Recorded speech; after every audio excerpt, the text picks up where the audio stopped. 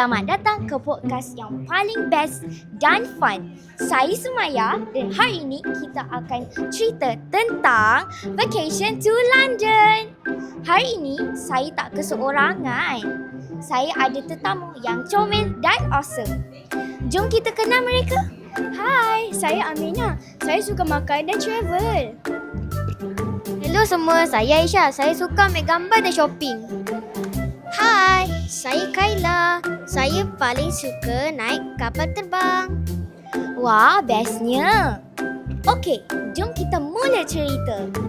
Okey, first question. Macam mana perjalanan korang ke London? Saya excited sangat. Dalam kapal terbang ada banyak sangat movie. Saya pula makan je. Makanan kapal terbang sedap tau. Saya tidur je tapi bila bangun dah sampai London, sejuk sangat. Samalah tu semua. Okey, dekat London, korang pergi mana yang tempat paling best? Saya suka sangat dekat Big Ben, cantik sangat. Saya pergi taman. Ada banyak bunga dengan itik. Saya suka naik bas merah 2 tingkat. Best. Wah, ikonik betul London. Korang ada ambil gambar? Of course, banyak.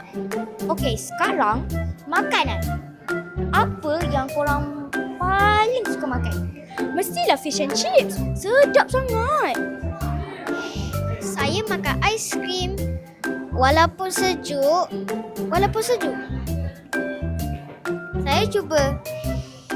Saya cuba dessert. Manis sangat tapi best. Memang foodie betul Aminah ni. Apa pengalaman paling best dekat London? Naik kapal terbang. Kalau macam tu, pergi je lah lagi. Saya suka jalan-jalan. Rasa macam kat dalam movie. Saya suka ambil gambar sebab semua tempat cantik. Okay, last question. Korang nak pergi London lagi tak? Nak. Okay, saya nak pergi juga. Okay semua, terima kasih sebab dengar podcast kita hari ini. Harap korang enjoy. Jangan lupa travel dan cerita kenangan indah. Bye!